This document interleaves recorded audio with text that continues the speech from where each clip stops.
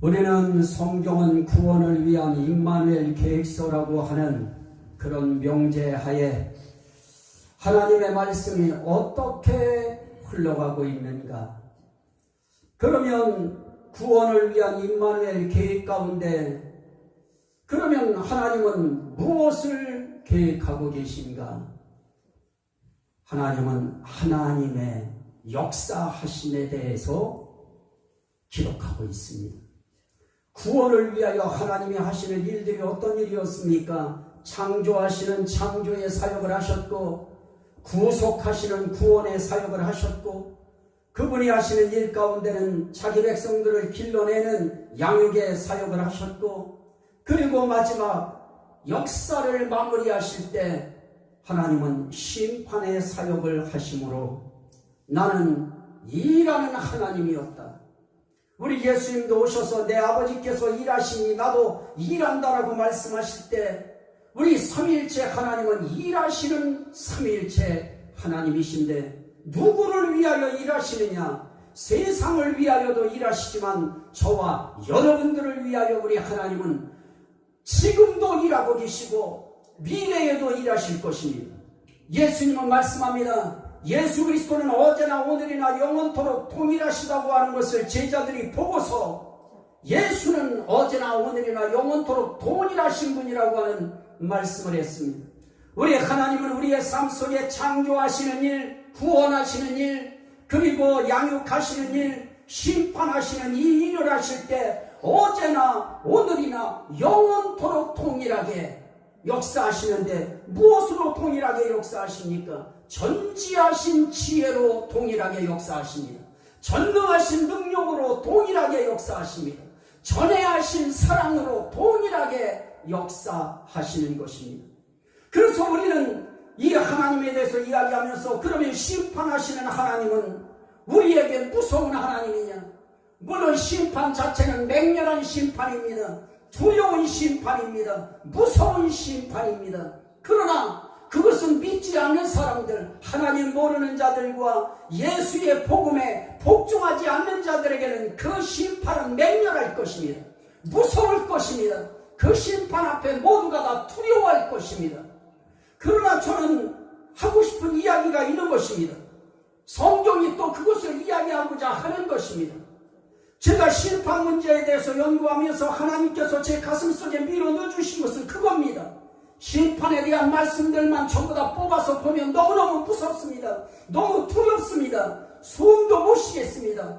목사인 제가 두려워서 겁이 나서 어찌할 줄 모르겠습니다. 그런데 하나님은 우리 믿는 사람들, 하나님을 아는 사람들, 예수의 복음에 복종하고 믿고 주님 앞에 나오는 사람들, 이런 사람들의 심판에 대해서 우리 하나님은 크게 말씀하신 네 가지가 있는 것입니다. 하나는 그분은 작정하신 것입니다. 심판도 하나님의 작정 속에 있습니다. 심판하시는 예수님도 하나님이 재판장으로 작정하셨습니다. 그리고 그분을 하나님께서는 어떻게 하십니까? 중보자로 작정하시고 우리를 위하여 대언자로 작정해 주시고 그렇다면 그분의 작정하신 그 작정 속에 이루어지는 심판은 우리에게는 은혜로운 심판일 것입니다. 믿으시면 아멘 합시다. 그건 정말 우리에게 은혜로운 심판입니다. 또 한 가지 그분이 우리에게 하시는 심판 가운데 중요한 것이 무엇입니까? 대표성 심판입니다. 지난주에 저는 여러분들에게 대표성 심판을 이야기하면서 아담 한 사람 때문에 정죄함이 이 땅에 왔습니다. 심판이 왔습니다. 사망의 선고까지 받아놨습니다. 그러나 오늘 또 한 분의 우리에게 중보자가 계십니다. 그분이 바로 예수 그리스도이신 것입니다. 예수님 한 분 때문에 예수님 한 분의 의로운 행위 하나님의 뜻에 순종하심으로 말미암아 많은 사람이 의인이 되리라고 말씀하실 때 그 대표성을 가지신 분이 대표성을 가지시고 중보자가 되어주시고 대표성을 가지고 대언자가 되어주시고 대표성을 가지시고 그분이 재판하실 것입니다. 그렇다면 그 심판은 중보성을 가지신 그분을 믿는 사람들에게는 그래서 그분은 이야기합니다. 내게 속한 자들 내 사람들, 우리 예수님은 자기 사람이라고 이야기합니다. 주님의 사람들, 주님에게 속한 자들, 주님과 관계가 엮여져서 신부된 자들, 이런 자들에게 있어서 대표성을 가지신 주님이 그들을 위하여 태어나시고 충보하신다고 하면, 그리고 그분이 십자가에 달려서 자기 사람들을 위하여 돌아가셨다고 하면, 그 심판도 우리에게는 무서운 심판이 아니고 저주의 심판이 아니고 우리에겐 은혜로운 심판이 되실 것입니다. 이 사실도 믿으시면 아멘 합시다. 그분이 대표성이 되셔서 우리를 심판하신다고 하면 우리 심판은 두려운 심판 아닙니다. 무서운 심판이 아닌 것입니다. 우리에겐 그 심판조차도 은혜로운 심판이 되어질 것입니다. 또 하나 이어서 제가 말씀드리고자 하는, 오늘 말씀드리려고 하는 것은 우리 심판 속에 있는 연합성 은혜입니다. 오늘 이 연합성이라고 하는 말씀을 오늘 우리가 읽었습니다. 오늘 읽은 말씀 가운데에는 무슨 말씀이 있습니까? 우리가 그의 죽으심과 합하여 세례를 받음으로 그와 함께 장사되었나니 라고 하는 말씀이 나타납니다. 그리고 무릇 그리스도 예수와 합하여 세례를 받은 우리는 그의 죽으심과 합하여 세례를 받은 줄을 알지 못하느냐라고 말씀하는 내용이 나타납니다. 그리고 또 그 다음에 있는 내용에 보면, 만일 우리가 그의 죽으심과 같은 모양으로 연합한 자가 되었으면 이라고 이야기하면서 그의 부활과 같은 모양으로 연합한 자도 되리라 라고 말씀합니다. 여기에 연합이라고 하는 의미가 나타납니다.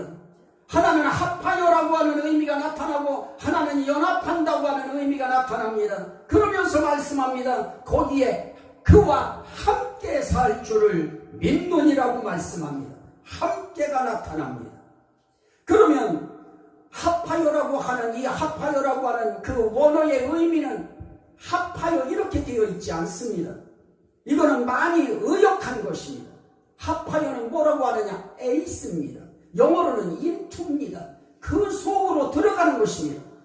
예수 속으로 들어가는 것입니다. 예수 속에 들어가서 세례를 받은 우리는 이렇게 해석해야 됩니다. 그의 죽으심 속으로 들어가 세례받은 우리는 이렇게 또 표현해야 됩니다. 그러면 예수님 속에 들어가서 받는 세례, 이제 그게 무엇인가에 대해서 저는 이제 설명하게 되어질 것입니다. 그리고 연합한다고 하는 의미도 다른 것이 아닙니다. 연합한다고 하는 의미도 원어의 성경의 의미를 영어로 옮겨놓으면 플랜티드라고 하는 의미로 설명이 되어지면서 플랜티드 투게더입니다. 함께 심겨진 것입니다. 함께 심어진 것입니다. 함께 심어지고 함께 자라나는 것입니다. 그러면 어떻게 함께 심겨지고 어떻게 함께 자랄 수 있느냐? 그건 접목되어야 됩니다. 그래서 그것을 접목된 그 상태를 연합이라고 의역해서 표현한 것입니다. 그러면 우리가 예수와 함께 접목이 되어 있는 상태인 것입니다. 제가 여러분들과 함께 접목이 되어지고 그렇게 되어질 때 함께가 이루어집니다. 무엇이 이루어집니까? 예수님과 접목이 되어지고 예수님 속으로 들어가서 세례를 받으면 우리의 삶 속에 어떤 일이 나타나지느냐? 함께 죽는 역사가 나타나고 함께 십자가에 못 박히는 역사가 나타나고 함께 부활하는 역사가 나타나고 함께 성철하는 역사가 나타나고 함께 하늘에 앉혀지는 역사가 나타나는 것입니다. 그러므로 우리에게 있어서 이 함께라고 하는 합하여라고 하는 연합성의 이 의미는 우리가 심판대 앞에 설 때에 우리는 예수와 연합된 자다 라고 할 때 그 심판도 결코 우리를 두렵게 할 수 없는 것입니다.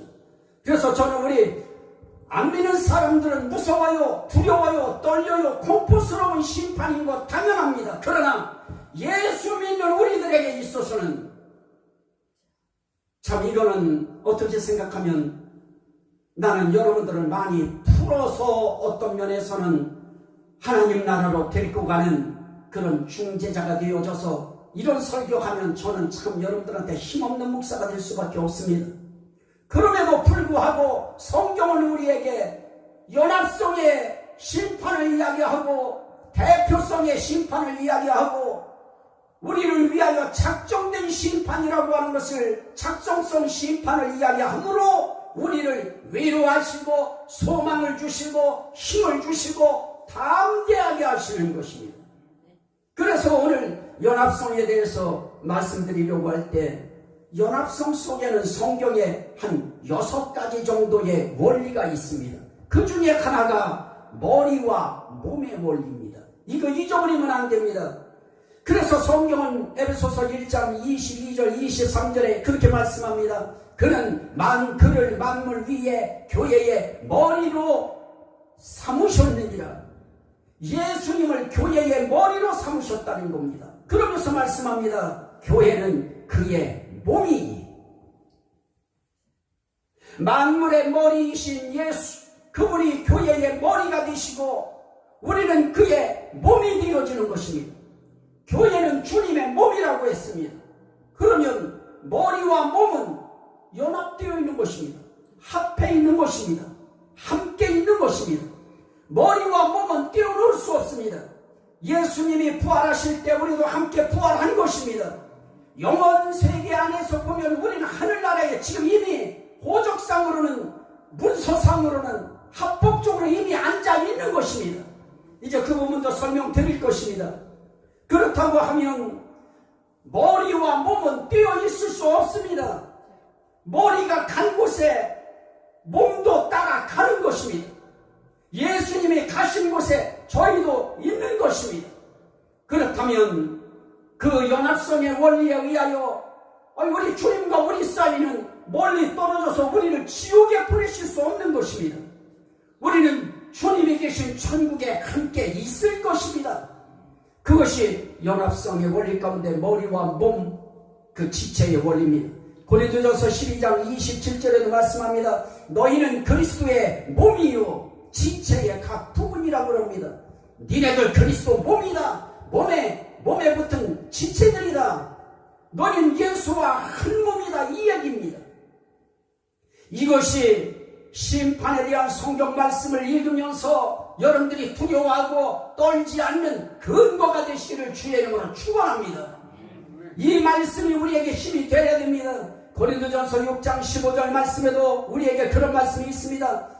너희 몸이 그의 지체인 줄 알지 못하느냐. 우리 이거 알아야 됩니다. 나는 예수님의 지체다. 나는 예수님의 몸이다. 그래서 나는 예수님이 천국에 가시면 천국에 난 가는 것이다. 그러면 오늘 우리에게 힘이 될 것입니다. 고린도전서 6장 13절에 말씀합니다. 몸은 오직 주를 위하여 있으며 주는 몸을 위하여 계십니다. 그 6장 13절에 있는 말씀의 중간에 있는 부분을 떼버렸습니다. 그게 있어서 내용이 연결이 안 되기 때문에 제가 내용을 만든 것입니다. 몸은 오직 주를 위하여 있습니다. 다시 말하면 저와 여러분들은 주님을 위하여 존재하는 것입니다. 이거 잊으면 안 됩니다. 주님을 위하여 존재하기에 오늘 주일이라고 하는 이날에 주님 앞에 나와서 주님을 찬양하고 주님의 말씀을 듣고 주님께 우리는 기도하고 주님 앞에 오늘 우리는 영광을 돌리는 것입니다. 이렇게 우리는 주님을 위하여 있습니다. 그렇다면 주는 몸을 위하여 계시느니라 그럽니다. 이게 중요합니다. 우리의 관계는 서로가 서로를 위하여 있는 관계입니다. 그런데 우리가 주님을 위한다고 해봐야 우리가 주님 위하는 것이 얼마나 주님 앞에 위함이 될까요?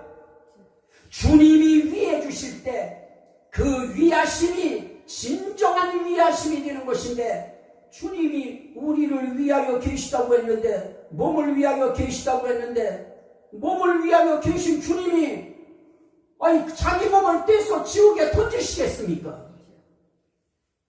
나는 심판의 연합성 원리를 가지고 해석할 때 머리와 몸의 관계인 주님과 교회의 관계에서 주님은 교회를 떼서 지옥에 던지실 수 없는 것입니다. 나는 이 말씀이 여러분들에게 위로가 되시기를 주의 이름으로 축원합니다. 또 한 가지 심판에 있어서 연합성 원리 가운데 한 가지는 아주 중요한 원리입니다. 접붙임 원리입니다. 로마서 15장 5절 말씀에 주님은 말씀합니다. 나는 포도나무요 너희는 가지니 그럽니다. 그러면서 말씀합니다. 그가 내 안에 내가 그 안에 거하면 사람이 열매를 많이 맺나니 나를 떠나서는 너희가 아무것도 할 수 없음이라 라고 말씀합니다. 우리 주님이 포도나무라고 말씀하고 교회되고 몸된 우리를 가지라고 표현했습니다. 나무에 붙어있는 가지는 하나인 것입니다. 연합된 것입니다. 함께 있는 것입니다. 그러므로 연합의 원리에 의해서 접붙임의 원리에 의해서 우리는 주님과 떠나 있을 수 없습니다. 오늘 말씀에 말씀합니다. 나를 떠나서는 너희가 아무것도 할 수 없다. 그러나 주님을 떠나지 아니한 우리들은 할 수 있는 것이 있습니다. 그것이 무엇일까요? 주님을 떠나지 않는 한 우리 열매 맺을 것입니다. 어떤 열매를 맺을까요? 영벌의 열매를 맺는 것이 아니고 영생의 열매를 맺을 것입니다. 예수를 떠나지 않는 한 열매 많이 맺는다고 했습니다. 구원의 열매를 맺습니다. 영생의 열매를 맺습니다. 상급의 열매를 맺습니다. 우리는 의의 면류관, 생명의 면류관, 그 면류관의 열매를 우리는 맺을 것입니다.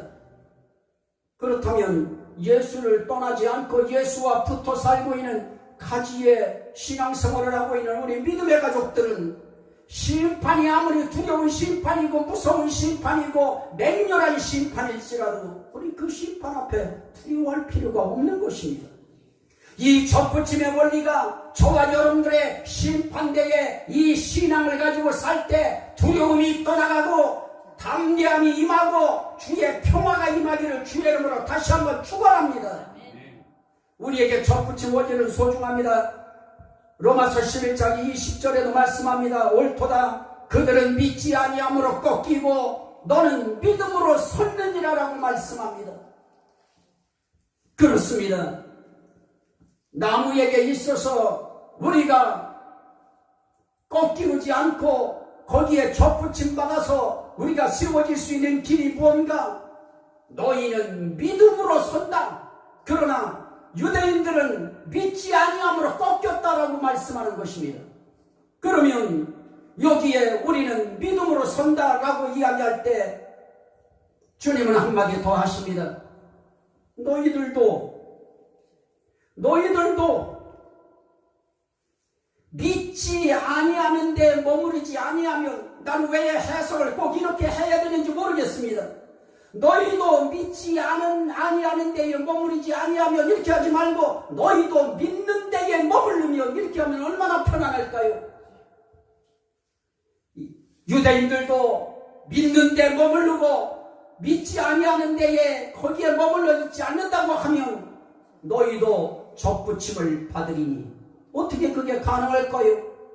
끊어내신 분이 접붙이실 능력이 그 주님께 있기 때문에 그렇습니다. 그래서 말씀합니다. 오늘 말씀 가운데에 접붙임을 받으리니 이는 그들을 접붙이실 능력이 하나님께 있음이라 라고 말씀합니다. 접붙이는 능력은 하나님께 있는 것입니다.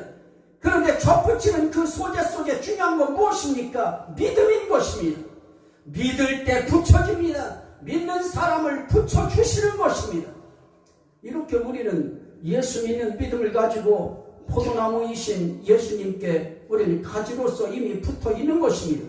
그렇다면 아무리 무서운 백보자 심판 아니라 어떠한 심판이 기다리고 있다고 할지라도 최후의 날 영화만 봐도 무섭고요. 써있는 글들 보면 그 책들 무서워서 못 보겠습니다. 나는 복음을 받은 사람으로서 그런 것들을 읽을 때에 거기에 왜 하나님의 작정하심이 없습니까? 왜 그런 책 속에 하나님의 대표성 원리가 없습니까? 왜 그런 내용 속에 하나님의 연합성 원리가 왜 없습니까? 예수님과 연합되어진 우리에 대해서 왜 내용이 없는 것입니까? 연합성의 원리 가운데 접붙임 원리 하나, 그 속에서 우리 믿음만 갖고 있으면 접붙이는 능력이 있는 하나님께서 우리를 어떻게 하느냐? 나를 떠나서는 너희가 아무것도 할 수 없다고 했지만은 예수님을 떠나지 아니하고 예수님과 함께 연합해 있는 한 우리는 구원의 열매 맺습니다. 영생의 열매 맺습니다. 우리는 상급의 열매를 맺는 것입니다. 그래서 우리가 이 심판 문제에 있어서도 이 접붙임 원리는 굉장히 중요합니다. 또 하나는 성찬에 참여하는 원리입니다. 우리가 이제 올해 성찬식을 못했습니다만은 이 성찬에 참여하는 이 성찬의 원리가 굉장히 중요합니다. 고린도전서 10장 16절 17절 말씀에 보면 이렇게 이야기합니다. 우리가 축복하는 바 축복의 잔은 그리스도의 참여함이 아니며 우리가 떼는 떡은 그리스도의 몸에 참여함이 아니냐. 떡이 하나요 많은 우리가 한 몸이니 이는 우리가 다 한 떡에 참여합니다. 한 떡이 누구십니까? 나는 생명의 떡이라고 말씀하신 그 생명의 떡인 것입니다. 그런데 주님은 말씀합니다. 이 그리스도의 피에 대해서 뭐라고 하느냐? 이 피는 축복의 잔이다라고 이야기합니다. 그러면 주님의 몸은 무엇입니까? 축복의 살인 것입니다. 그러면 예수님의 살이 우리에게 축복이 되어지고 예수님의 잔이, 그 피의 잔이 우리에게 축복의 잔이 되어지고 축복의 떡이 되어지려고 하면, 아니 축복의 떡과 축복의 잔을 마시고 그 떡에 참여한 사람들이 저주가 될 수 있겠습니까? 우리는 성경에는 말씀의 액면 그대로만 봐도 생명의 떡 되신 예수 그리스도에게 믿음으로 참여한 사람들, 예수님의 첫 피는 나의 죄를 위하여 흘리신 피입니다. 예수님이 찢기신 저 몸, 저 살은 나의 허물과 죄를 위하여, 그리고 나를 부욕해 하기 위하여 우리 주님이 찢기신 몸입니다. 이 믿음을 갖고 있는 사람들은 그 한 떡에 참여한 것입니다. 믿음으로 참여한 것입니다. 우리는 그냥 눈으로 참여하는 것이 아닙니다. 우리의 마음에서 우러나는 그 믿음으로 참여하는 것입니다. 그 믿음으로 참여한 사람들은 어떻게 되어집니까? 한 떡에 참여함으로 축복에 참여한 것입니다. 축복의 잔에 참여하고 축복의 몸에 참여한 것입니다. 축복의 피에 참여하고 축복의 살에 참여한 것입니다. 예수님의 십자가에 참여한 것입니다. 그렇다면 그것을 성경은 성령의 감동을 통해서 축복으로 이야기하셨습니다. 축복이라고 하면 우리는 저주받을 영벌에 처해지지 않습니다. 영원한 멸망에 처해지지 않습니다. 그렇다면 우리 심판대 앞에서 무엇을 떠올려야 될까요? 나는 예수의 살과 피를 기념하는 성찬에 참여한 자입니다. 이걸 예수님께서 변호해 주시면 되시는 것입니다. 그걸 예수님께서 변론해 주시면 끝나는 것입니다. 그렇다면 우린 심판의 두려움 속에서도, 심판의 떨림 속에서도, 심판의 맹렬함 속에서도 우리는 저욱이 위로함을 받을 수 있습니다. 우리는 담대할 수 있는 것입니다. 내가 담대함을 자꾸 이야기하는데 그건 내가 지어내는 말이 아닌 것입니다. 성경에 이야기하고 있는 이러한 머리와 몸의 원리, 접붙임의 원리를 통해서도, 우리는 또 성찬에 참여하는 원리를 통해서도 우리는 우리 주님 앞에서 결코 떨어질 수 없는, 우리 주님과 함께 할 수밖에 없는 그런 하나님의 축복받은 존재들인 것입니다. 그래서 그분에게 머물러 있다고 하는 것이 얼마나 중요합니까? 그분에게 접붙임 당해 있다는 것이 얼마나 중요하고, 그분이 머리디고 우리가 몸디어 지체되어 있다고 하는 사실이 얼마나 감사합니까? 그리고 성찬을 통해서 우리가 그리스도의 몸과 피에 참여한다고 하는 것도 어려운가요? 무슨 돈 들이고 하는 것입니까? 우리는 단지 믿음으로 그걸 인정해 드리는 것입니다. 예수님의 십자가의 피 흘리심을 인정해 드리고 받아들이고 믿어 드리는 것입니다. 그러면 우리에게 그것이 축복의 잔이 되게 하시고 축복의 떡이 되게 하시고 축복의 몸이 되게 하시겠다는데 그게 우리에게 있어서 그렇게 힘든 일이겠습니까? 그래서 저는 심판 앞에서도 우리 믿음의 가족들은 두려워하지 않고 당당할 수 있다고 하는 것을 말씀드리려고 하는 것입니다. 단 조건은 있습니다. 그를 떠나면 안 됩니다. 그에게 붙어 있어야 되는 것입니다.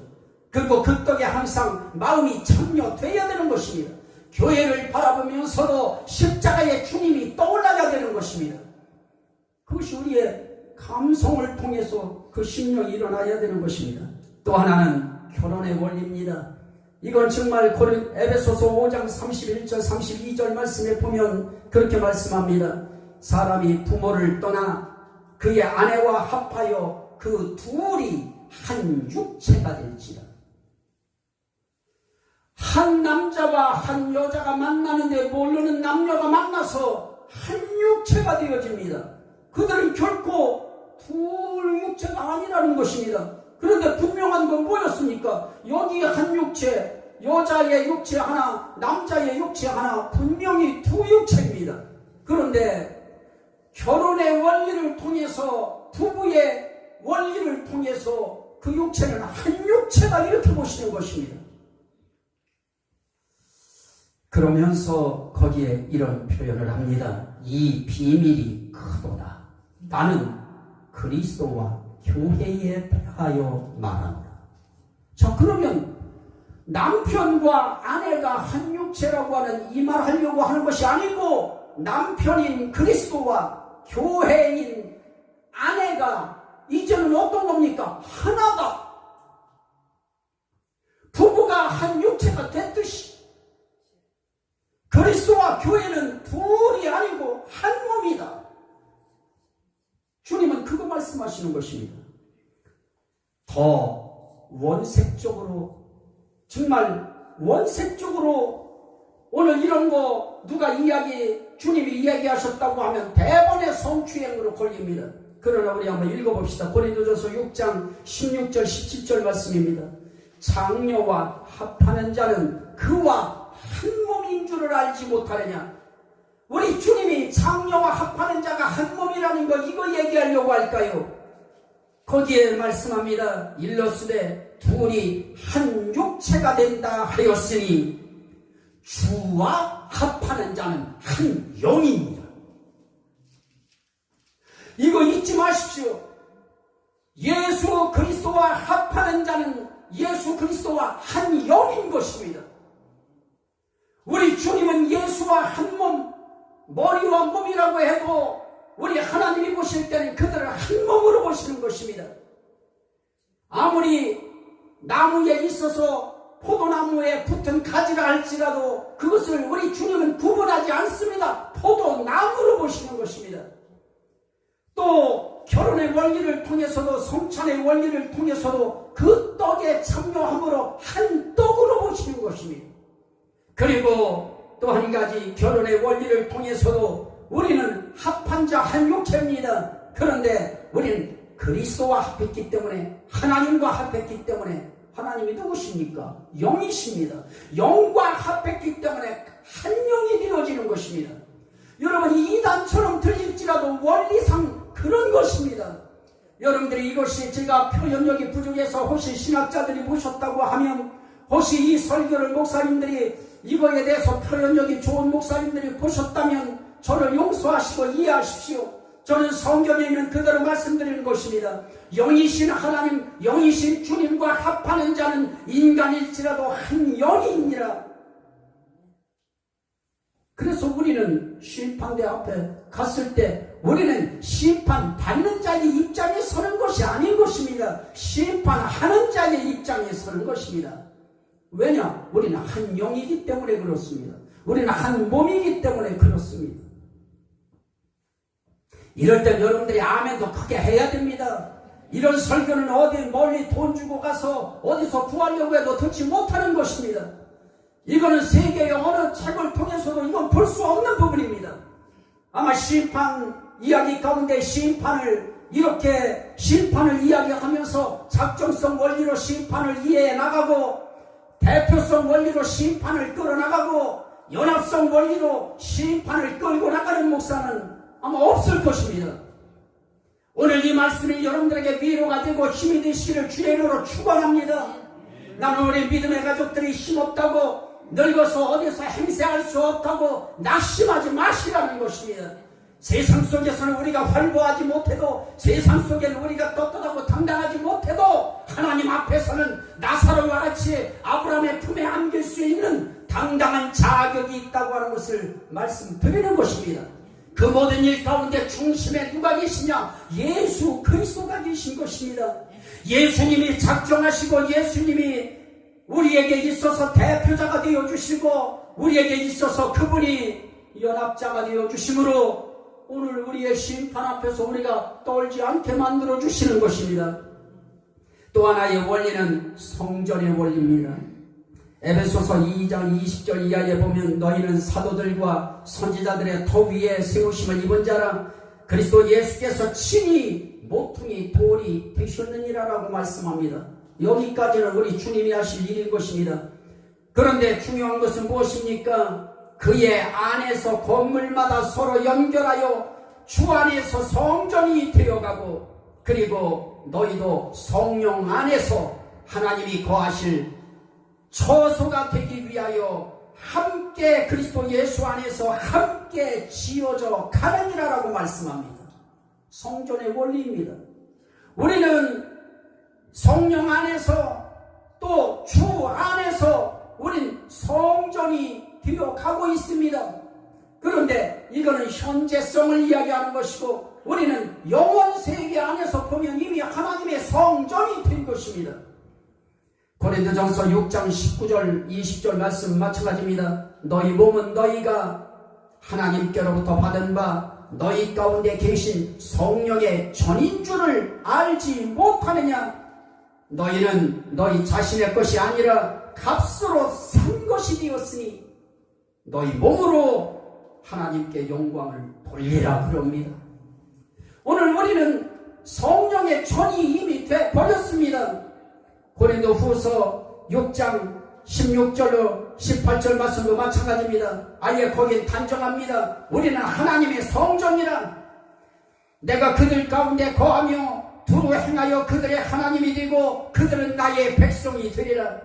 내가 너희를 영접하여 너희에게 아버지가 되고 너희는 내게 자녀가 되리라. 전능하신 주의 말씀이니라 그럽니다.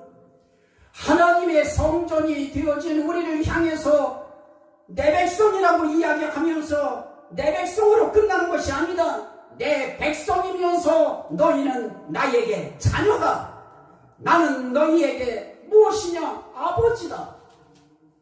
그러면서 우리를 성전이라고 말씀하면서 성전 안에 하나님이 계시다고 말씀합니다. 이 성전의 원리 속에 우리는 어떻게 되어지는 것입니까? 성전 안에 계시기 때문에 성전을 무너뜨릴 수가 없는 것입니다. 이 성전 하나님께서 절대로 지옥에 보내시지 않습니다. 왜냐? 그 속에 하나님이 계신 것입니다. 그 속에 성령이 계신 것입니다. 성령이 계신데 하나님이 계신데 하나님이 우리를 어떻게 합니까? 지옥에 던지십니까? 성령이 있는 사람들한테는 그렇게 하지 않습니다. 성전된 사람들은 하나님이 그렇게 버리시지 않습니다. 마지막 원리입니다. 예수로 옷 입는 원리입니다. 저는 이거 하려고 앞에 부분을 빨리 했습니다. 갈라디아서 3장 27절로 28절 말씀을 보면 누구든지 그리스도와 합하기 위하여 세례를 받은 자는, 이거 중요합니다. 누구든지 그리스도와 합하기 위하여 세례를 받은 자는 그리스도로 옷 입었느니라. 아니, 그리스도와 합하기 위한 세례가 뭘까요? 우린 성경을 10번을 읽고 100번을 읽고 천독을 해도 그리스도와 합하기 위하여 받는 세례가 뭔지도 우리는 모른 채 우리는 인생을 70을 살고 80을 살고 90을 살아가고 있습니다. 우리가 오늘 이 말씀을 알아야 예수 그리스도로 옷 입는다고 하는 것이 무엇인가를 알 수 있기 때문에 우리는 이걸 이해해야 될 것입니다. 그 세례가 무엇일까요? 고린도전서 12장 13절 말씀에 나타납니다. 우리가 유대인이나 헬라인이나 종이나 자유인이나 다 한 성령으로 세례를 받아. 성령 세례인 것입니다.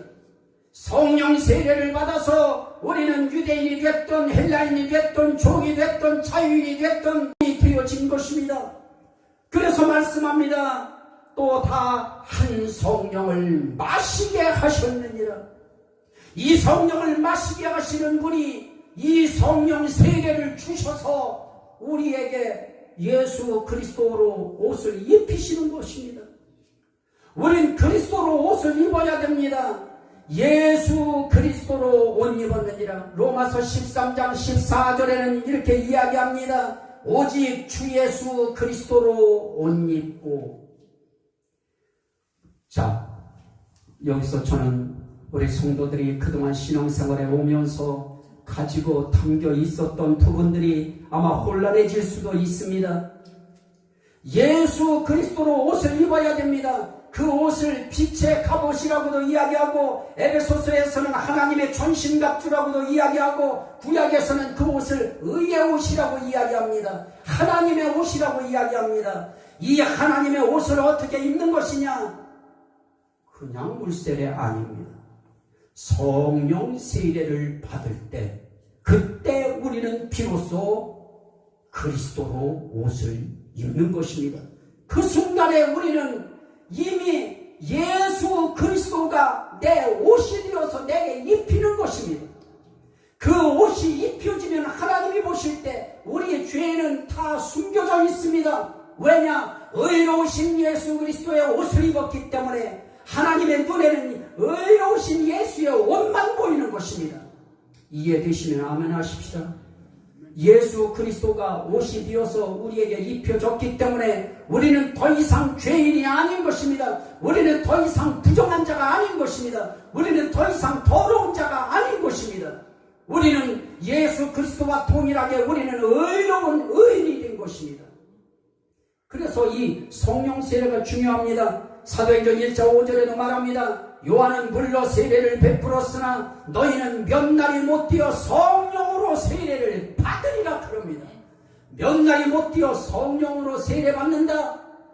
오늘 여기에서 예수 그리스도로 옷 입는 세례, 예수와 합하여 받는 세례가 무엇이냐? 물세례 아닌 것입니다. 성령 세례인 것입니다. 이 세례 주시려고 예수님은 제자들에게 함께 있기를 원함에도 불구하고 나는 너희를 떠나야 된다. 내가 먼저 아버지 나라에 가서 너희를 위하여 처소를 예비하면 내가 다시 올 것인데 내가 오기 전에 너희에게 보낼 것이 있다. 보혜사 성령을 보낼 터이니 그가 와서 내가 너희에게 가르친 것을 생각나게 하고 내가 너희에게 말한 것들을 증거하게 하고 그리고 그가 나를 증거할 것이다.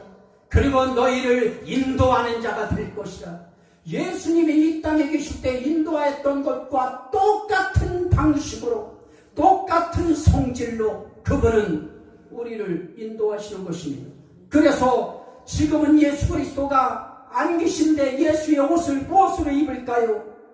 예수의 옷을 우리는 성령으로 입는 것입니다. 성령 세례를 받음으로 입는 것입니다. 세례자를 붙였지요. 그것은 다른 것이 아닙니다. 성령 받는 것을 말합니다. 성령 받는 것을 성령을 입는다고 하고 성령을 마신다고 하고 성령을 받는다고도 표현을 하는 것입니다. 똑같은 의미의 다른 표현일 뿐 내용은 똑같은 것입니다. 성령 세례를 받으면 예수로 옷을 입습니다. 그래서 우리는 어떻게 됩니까? 내가 확신이 서지 않고 내가 성령 세례 받았나 안 받았나 확신 안 서면 확신이 오게 만들면 되는 것입니다. 나는 너를 내 아들로, 나는 너를 내 딸 삼았다. 여러분들이 어느 날 기도할 때는 하나님 나는 아들이에요, 뭐예요, 딸이에요, 맞아요, 안 맞아요, 이렇게 여러분들이 기도하실 때 아무 생각도 안 나는데 어느 날은 하나님 앞에 나 하나님 자녀입니까? 그럴 때 너는 하나님의 자녀다 하고 내가 생각하는 것처럼 생각이 일어나고 내가 말하는 것처럼 마음에서 마음이 일어나고 이렇게 할 때 여러분들은 이미 하나님의 성령이 여러분들에게 임한 것입니다. 이렇게 하나님의 성령이 임해야 예수 그리스도로 우리가 옷을 입을 수 있습니다. 내가 조혁기 목사님 설교를 몇 편을 들었더니 거기에 음색이 조용기 목사님 목소리가 막 나오려고 그래요. 그래도 괜찮습니다. 내 색깔은 80% 있을 것입니다. 오늘 우리는 누구에 대해서 들었느냐에 따라서 그거에 대한 색깔이 나옵니다. 그거에 대한 행동이 나오는 것입니다. 예수 그리스도께서 우리 위하여 무엇이 되어주셨습니까? 우리를 위하여 그분께서 나무가 되어주시고, 우리 위하여 그분이 머리가 되어주시고, 우리 위하여 그분이 떡이 되어주시고, 우리 위하여 그분이 남편이 되어주시고, 우리 위하여 그분이 우리 속에 거하시는 전능한 하나님이 되어주셔서 우리를 성전 삼아주셨습니다. 오늘 우리에게 예수 그리스도로 옷을 입혀주셨습니다. 고린도전서 6장 11절에 말합니다. 너희 중에 이와 같은 자들이 있더니 예수 그리스도의 이름과 하나님의 성령 안에서 씻음과 거룩함과 의롭다 하심을 얻었느니라. 예수 그리스도의 이름과 더불어서 성령 안에 있을 때만 씻음의 역사가 나타나고 거룩함의 역사가 일어나고 의롭다 하심의 칭의의 역사가 일어나는 것입니다. 그렇다면 우리는 반드시 성령을 받아야 됩니다. 내가 이야기하는 이 성령은 어떤 성령입니까? 오순절날에 예수 그리스도께서 약속하셨던 바로 그 성령입니다. 오직 너에게 성령이 임하시면 너희가 권능을 받고 예루살렘과 온 유대와 사마리아와 땅끝까지 이르러 내 증인이 되리라고 했던 권능의 성령입니다. 예수님께서 말씀하시면서 성천하시기 직전에 하셨던 말씀이 있습니다. 내가 너희에게 능력을 입힐 때까지 이 성에 유하라. 그러면서 사도행전 1장 3절 4절에 그런 말씀합니다. 내가 요한은 너희에게 불러 세례를 베풀었으나 너희는 몇 날이 못되어 성령으로 세례를 받으리라. 아버지의 약속하신 바 성령을 기다리라. 하나님이 요엘서 2장에서 약속하신 그 성령, 그걸 예수님이 이 땅에 오셔서 성령에 대해서 말씀하시면서 성령을 받으라고 말씀합니다. 그 성령을 받으라고 하는 이야기를 바울 사도가 가슴속에 뜨겁게 받아들여서 바울 사도는 그 성령의 충만자를 하나 더 붙였습니다. 성령 충만 받으라 그랬습니다. 이것을 전 세계가 나누나 버렸습니다. 이걸 전 세계의 학자들이 나누나 버렸습니다. 아닌 것입니다. 하나님의 오순절에 임하는 그 성령은 권능의 성령인 것이고, 권능의 성령이 임하면 충만한 성령으로 오는 것입니다. 왜냐하면 그분의 신성 자체가 충만한 것이기 때문에 예수의 신성이 내게 충만으로 임하시고 하나님의 신성이 예수에게 충만함으로 임하셨습니다. 예수에게 충만으로 임하신 하나님의 신성이 오늘 우리에게 영으로 임할 때 하나님의 영은 신성한 것이고 충만한 신성인 것입니다. 충만한 신성 속에는 하나님의 권능이 있습니다. 그 권능이 우리의 심령 속에 내재적으로 나타날 때는 성령의 열매로 사랑과 희락과 화평과 자비와 온순과 절제와 양선과 이런 것으로 나타나면서 베드로전서 1장에서 8절에 말씀드렸듯이 예수 그리스도를 우리가 보지 못하였으나 믿고 예수를 보지 못하였으나 말할 수 없는 즐거움으로 즐거워하고 예수 그리스도를 보지 못하였으나 너희가 사랑하는도다라고 말씀합니다. 이는 너희가 영혼의 구원을 받으리라 그럽니다. 영혼의 구원은 하나님의 성령의 세례에 그리스도 옷이 입혀야 되는 것입니다. 이 옷이 입혀진 사람들에게는 예수를 안 봤어도 믿어줘요. 예수를 안 봤는데도 사랑이 돼요. 예수를 안 봤는데도 그 기쁨과 즐거움이 올라옵니다. 여러분들이 하나님 앞에 비가 오나 눈이 오나 바람이 부나 하나님 예배 시간이 되어지면 예배 시간에 찬양하면서 기뻐하고 기도하면서 즐거워하고 말씀 들으면서 믿고 사랑하고 기뻐할 수 있는 마음, 이게 다 하나님의 성령이 임한 증거인 것입니다. 그러므로 오늘 제가 여러분들에게 한 번 더 말씀드리려고 하는 것이 있습니다. 로마서 8장 16절 이하에 보면 성령이 친히 우리의 영과 더불어 우리가 하나님의 자녀인 것을 증언하시나니 자녀이면 또한 상속자 곧 하나님의 상속자요 그리스도와 함께한 상속자니 그럽니다. 우리는 하나님 성령이 우리가 하나님 자녀라고 하는 것을 증언해요. 그러면서 너희가 하나님의 상속자다 인정해 줍니다. 하나님 상속자가 지옥 갈까요? 로마서 8장 1절 2절을 말씀합니다. 이제 그리스도 예수 안에 있는 자에게는 결코 정죄함이 없나니 이는 그리스도와 그리스도 예수 안에 있는 생명의 성령의 법이 죄와 사망의 법에서 너를 해방하였습니다. 오늘 우리가 성령의 세례를 받으면 우리 속에 대번에 생명의 성령의 법이 움직이기 시작합니다.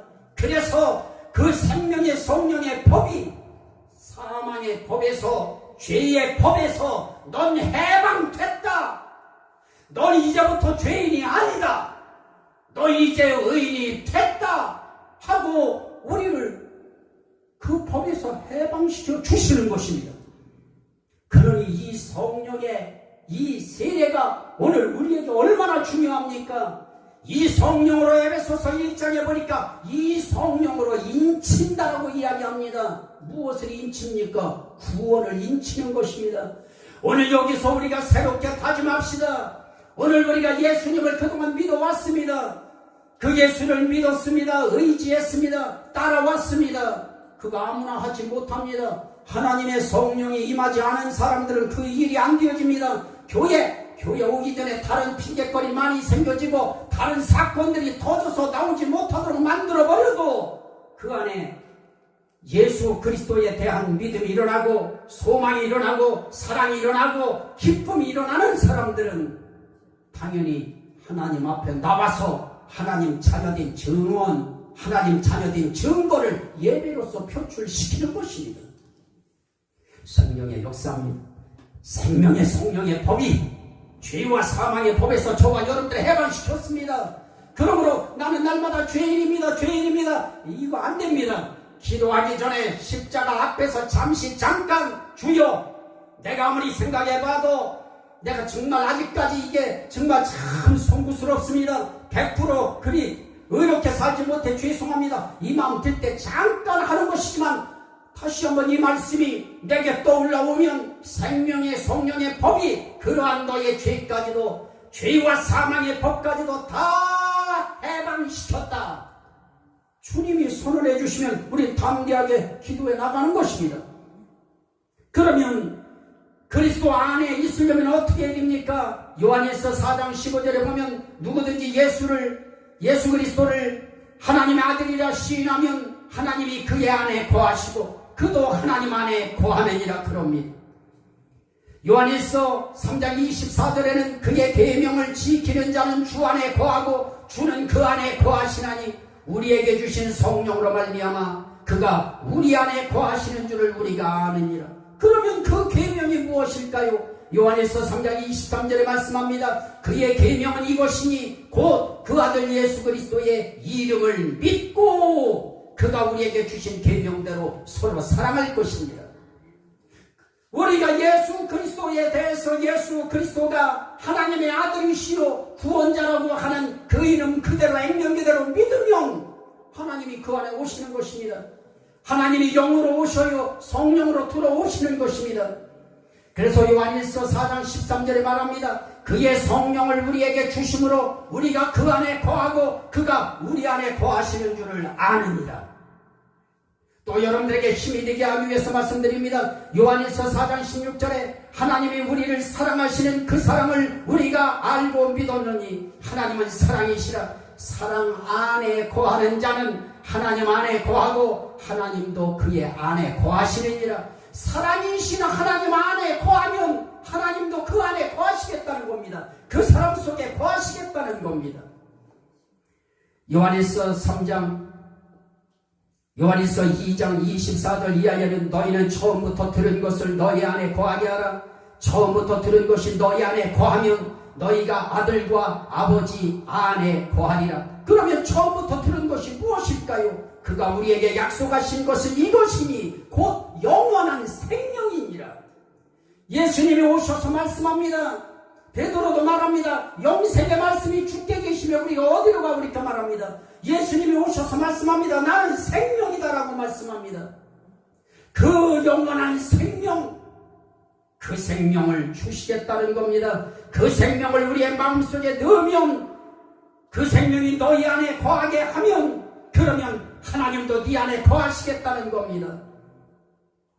그러면 그 생명이 어떻게 거할까요? 요한일서에 2장 28절에 4장 16절 말씀, 요한일서 4장 16절 말씀 한 번 더 봅니다.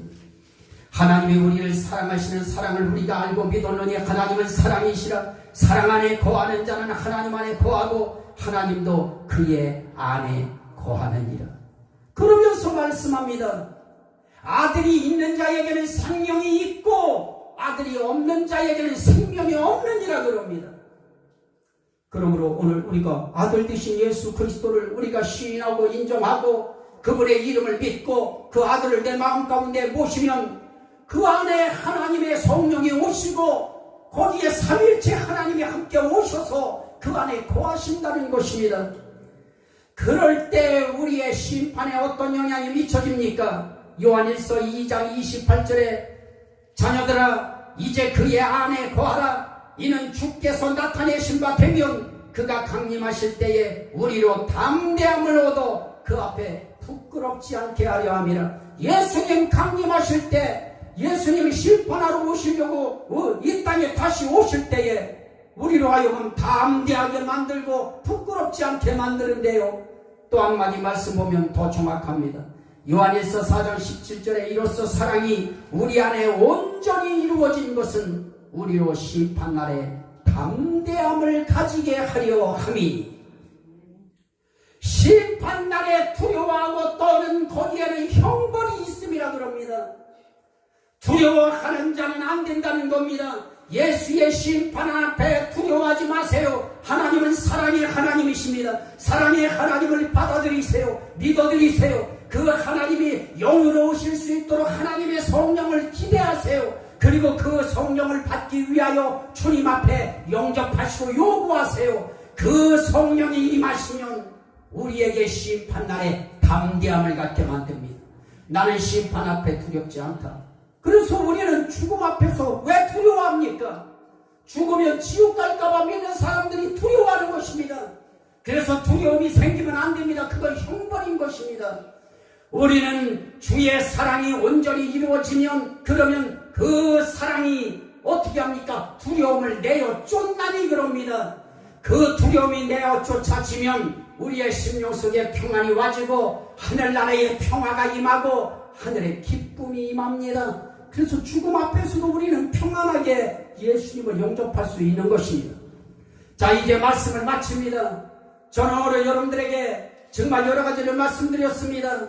연합성의 원리에 의하여 우리는 예수가 머리 되고 우리는 몸 되고 지체된 원리, 접붙임의 원리, 예수로 옷 입는 원리, 성찬에 참여하여 한떡이 되어지는 원리, 결혼의 원리, 성전의 원리를 통하여 우리는 그 속에 아들이 있고 예수를 영접한 신령들에게는 하나님의 사랑이 들어오고 그리고 하나님의 성령이 임함으로 그 성령이 넌 내 자녀다 인정해 주시고 그리고 우리에게는 두려움이 떠나가요.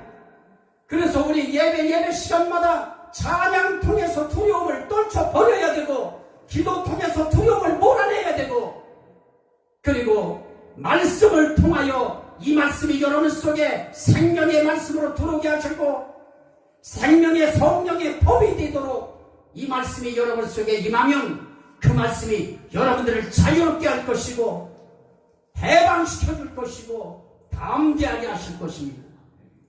그래서 우리 심판대 앞에 두려워하지 않습니다. 이렇게 하는 그 중심에 예수 그리스도가 계십니다. 그래서 우리 그분 앞에 감사하면서 그 몸으로 하나님께 영광을 돌리라고 하는 말씀에 순응하는 것입니다. 예수의 이 놀라우신 이 연합성의 이 은총이 심판 속에서 말씀을 읽을 때 들을 때 여러분들 가슴 속에 담대함으로 평안으로 대치하시기를 주의 이름으로 축원합니다. 주여 상창하고 주여 성령을 주옵소서. 성령의 그리스도의 옷을 입혀 주시옵소서. 우리 주여 삼창하고 한번 기도합니다. 주여